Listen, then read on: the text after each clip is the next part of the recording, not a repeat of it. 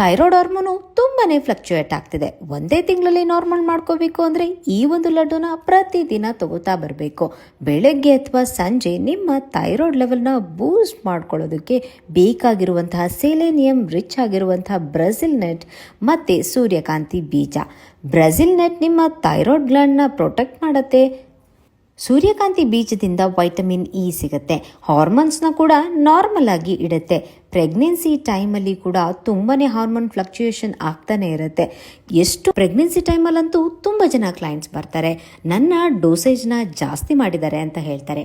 ಆಗ ನಾವು ಹೇಳೋದು ಒಂದೇ, ಬ್ರೆಜಿಲ್ ನಟ್ಸ್ನ ತಿನ್ನಿ. ಪ್ರತಿದಿನ ಒಂದು ಬ್ರೆಜಿಲ್ ನಟ್ಸ್ನ ತಿನ್ನೋದ್ರಿಂದ ನಿಮ್ಮ ಥೈರಾಯ್ಡ್ ಕೂಡ ನಾರ್ಮಲ್ ಆಗಿರುತ್ತೆ ಅಂತ.